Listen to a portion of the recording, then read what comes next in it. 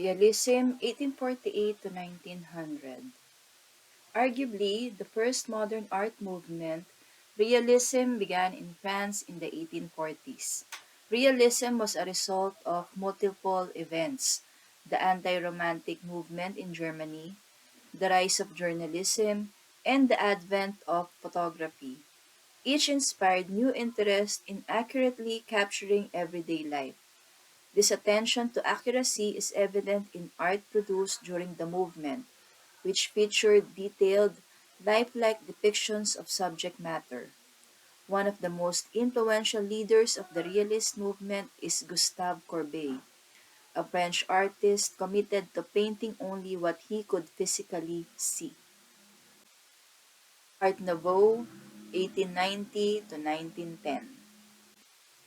Art Nouveau, which translates to New Art, attempted to create an entirely authentic movement free from any imitation of styles that preceded it.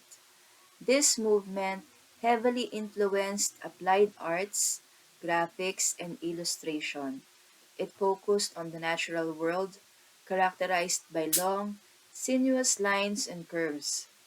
Influential Art Nouveau artists worked in a variety of media, including architecture, graphic and interior design, jewelry making, and painting. Czechoslovakian graphic designer Alphonse Mucha is best known for his theatrical posters of French actress Sarah Bernard.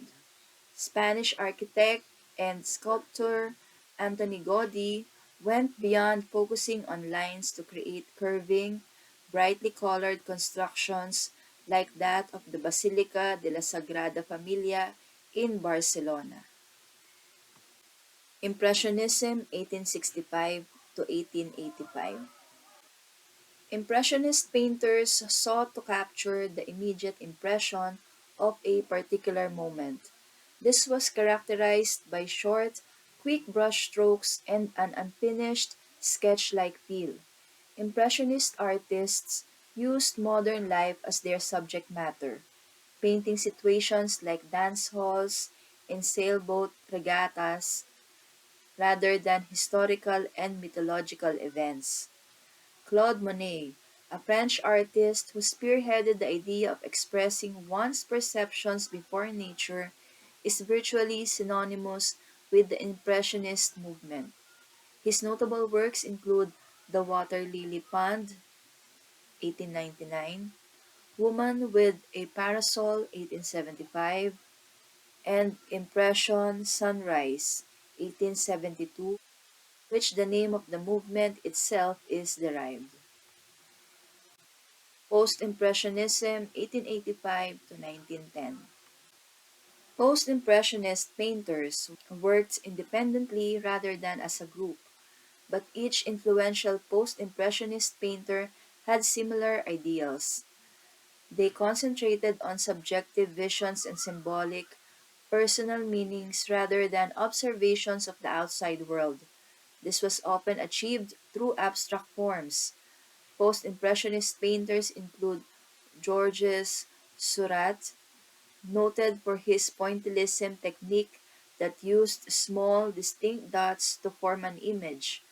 Vincent van Gogh is also considered a post-impressionist painter, searching for personal expression through his art, often through rugged brushstrokes and dark tones.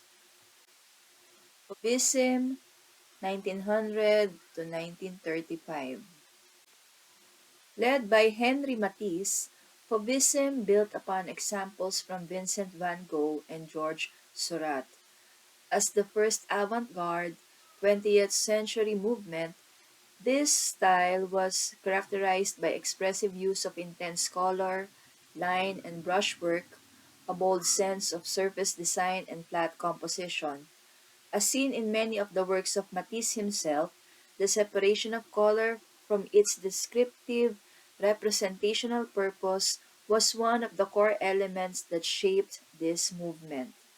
Fauvism was an important precursor of Cubism and Expressionism. Expressionism, 1905 to 1920. Expressionism emerged as a response to increasingly conflicted worldviews and the loss of spirituality. Expressionist art sought to draw from within the artist, using a distortion of form and strong colors to display anxieties and raw emotions. Expressionist painters, in a quest for authenticity, looked for inspiration beyond that of Western art and frequented ethnographic museums to revisit native folk traditions and tribal art. The roots of Expressionism can be traced to Vincent van Gogh, Edvard Munch, and James Ensor. Prominent groups including the Bridge and the Blue Rider formed so artists could publish works and express their ideals collectively. Cubism 1907 to 1914. Cubism was established by Pablo Picasso and Georges Braque, who rejected the concept that art should copy nature. They moved away from traditional techniques and perspectives. Instead, they created radically fragmented objects through abstraction. Many Cubist painters' works are marked by flat, two-dimensional surfaces, geometric forms or cubes of objects, and multiple vantage points. Often, their subjects weren't even discernible. Surrealism, 1916 to 1950. Surrealism emerged from the Dada art movement in 1916, showcasing works of art that defied reason. Surrealists denounced the rationalist mindset. They blamed this thought process of events like World War I and believed it to repress imaginative thoughts. Surrealists were influenced by Karl Marx and theories developed by Sigmund Freud, who explored psychoanalysis and the power of imagination.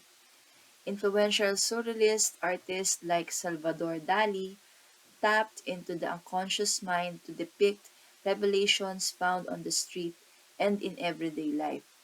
Dali's paintings, in particular, pair vivid and bizarre dreams with historical accuracy. Abstract Expressionism 1940s to 1950s. Shaped by the legacy of Surrealism, Abstract Expressionism emerged in New York after World War II. It's often referred to as the New York School or action painting. These painters and abstract sculptors broke away from what was considered conventional and instead used spontaneity and improvisation to create abstract works of art. This included colossally scaled works whose size could no longer be accommodated by an easel. Instead, canvases would be placed directly upon the floor.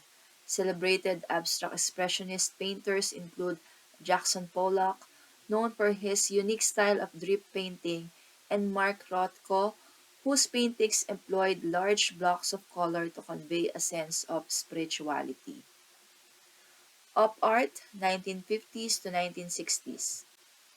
Heightened by advances in science and technology, as well as an interest in optical effects and illusions, the op art, or short for optical art, movement launched with Le Mouvement, a group exhibition at Galerie Denis Rene in 1955.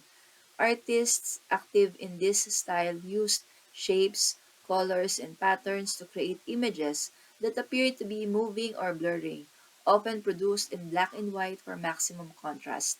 These abstract patterns were meant to both confuse and excite the eye. English artist Bridget Riley is one of the most prominent op art practitioners.